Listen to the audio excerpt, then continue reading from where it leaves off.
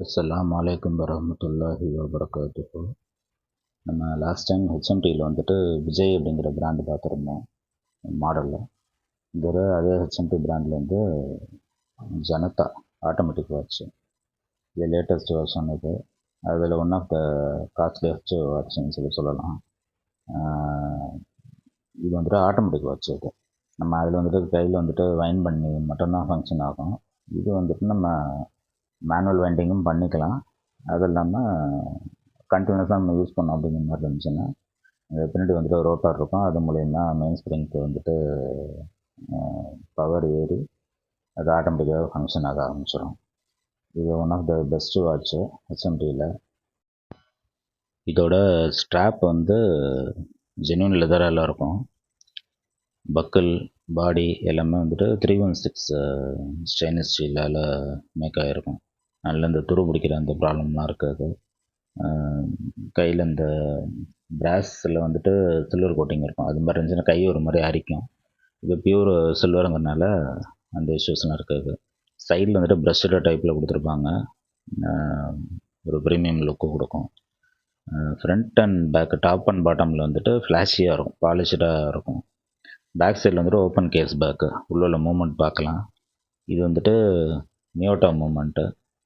மியோட்டாங்கிறது வந்து நம்ம சிட்டிசன் அந்த பிராண்டோடது.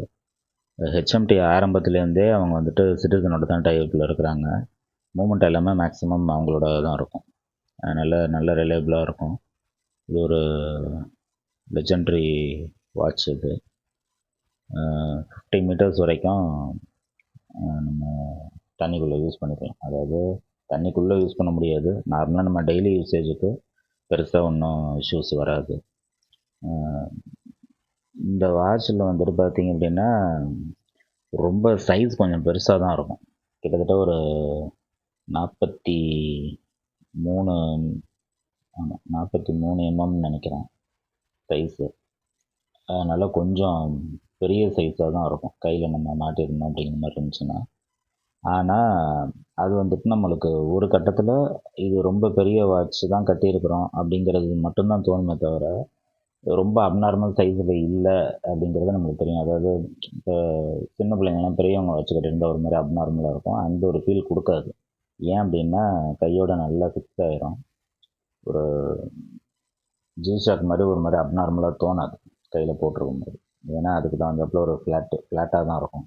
அதனால் நல்லாயிருக்கும். எல்லா கைக்குமே மேக்ஸிமம் செட் ஆகிரும். இந்த வாட்சில் ஒரு 2 மேஜரான ஒரு ட்ராபேக்காக எனக்கு தெரியுது. நான் ஒரு 6 மந்த்ஸாக யூஸ் பண்ணிகிட்ருக்கிறேன். இதில் பார்த்திங்கன்னா ரொம்ப ஷைனியாக இருக்கும். இந்த வாட்ச் வந்து ரொம்ப ஷைனியாக இருக்கும். நம்ம பைக்லாம் ஓட்டும் போது சன்லைட் பட்டு கண்ணை கூசும். அந்தளவுக்கு வாட்ச் வந்துட்டு ரொம்ப ஷைனியாக இருக்கும். சின்னதாக லைட்டு போட்டாலுமே ஒரு மாதிரி இருக்கும். அதுக்கப்புறம் இந்த 3 ஹேண்ட்ஸ் இருக்குல்ல, பெரிய முள், சின்ன முள், அந்த செகண்ட்ஸ் ஹேண்டு, இது எல்லாமே கிட்டத்தட்ட ஒரே சைஸ் மாதிரி தான் தெரியும் டக்குன்னு பார்க்குறதுக்கு.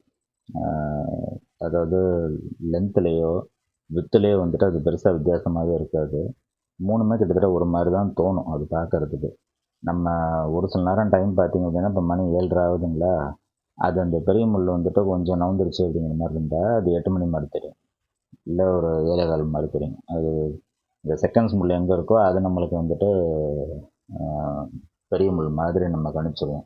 இப்போ வந்து 7:45 மாதிரி தெரியும் டக்குன்னு பார்க்க.